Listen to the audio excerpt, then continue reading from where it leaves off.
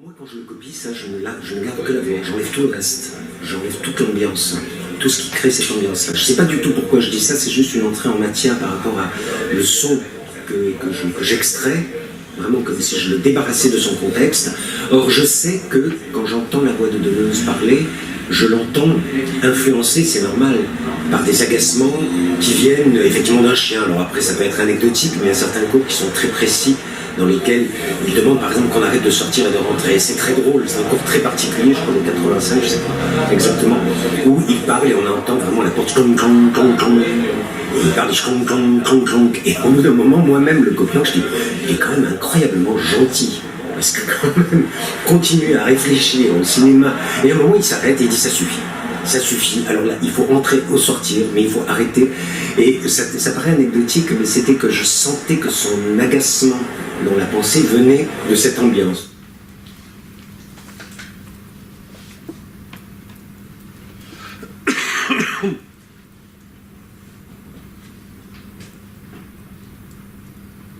Depuis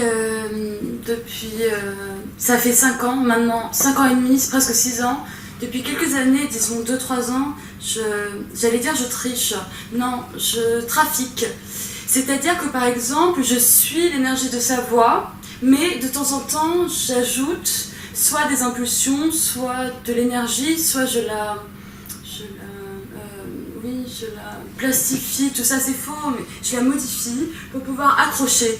Donc je vois que des gens par exemple sont un petit peu en train de s'assoupir et je me mets à activer, à essayer, après par le regard, parce qu'il y a un autre sujet qu'on n'a pas abordé pour l'instant, c'est ce que tu disais tout à l'heure, l'idée de la présence. En quoi la présence est aussi... qu'est-ce qu'il y a comme différence? Parce que là, je suis en train d'enregistrer face à cet appareil, la voix va être rediffusée. Mais ce qui se passe entre nous en ce moment, le fait que mon regard, mes mains, toute cette présence-là va être enlevée, et la voix peut devenir très déceptive lorsqu'elle est débarrassée de cette présence. En tout cas, au sens strict, elle est nettoyée aussi.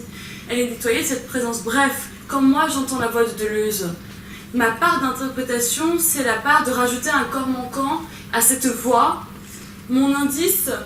c'est que je me laisse porter par l'énergie de sa voix. Il n'y aura aucun moment où je vais ajouter une sorte de fausse énergie là où il n'y en a pas. Ce que je me permets de faire, c'est d'augmenter les volumes. Tu vas mettre des écouteurs et tu vas copier Barreau qui raconte la pièce sur la guerre. Ça va vraiment être l'homme qui a vu l'homme, qui a vu l'homme, qui a vu l'ours. Donc il y va, et Rodolphe est acteur. Et je me dis, tiens, c'est l'acteur. Et il me dit, il enlève les oreillettes, il me dit, Robert, j'y arrive pas. Je dis, mais j'arrive pas parce que tu vois, il respire pas au bon endroit. Et il me dit, non, si tu veux, attends, demain, je travaille. Le lendemain, il revient, il avait appris tout le texte, il avait tout appris. Et il me fait, il dit, alors voilà, le sol est en pente. Et je dis, et tes oreillettes? Il me dit, j'ai appris le texte, et il se met à jouer. Donc avec sa voix, son interprétation, sa respiration, ses poumons, son cœur, son sang, c'est-à-dire ce que le corps trimballe, qui est la matière physique qui fait la voix. Et il reprenait sa voix à lui, alors que la veille, quand il jouait, mais ça il pouvait pas. Et heureusement, on était plusieurs dans la salle, dont Noël Renaud, qui est auteur. On lui a dit, Rodolphe, tu es génial, mais génial comme si un génie était entré en toi, qui te ressemble pas, et qui te mettait à côté de toi. Effectivement, il parlait, il avait un autre visage, il parlait un peu comme ça, la voix montée, parce qu'il essayait de suivre Barreau qui parlait plus vite que lui. Donc, il était un peu, et je mets des guillemets, absurde, mais faux pour lui.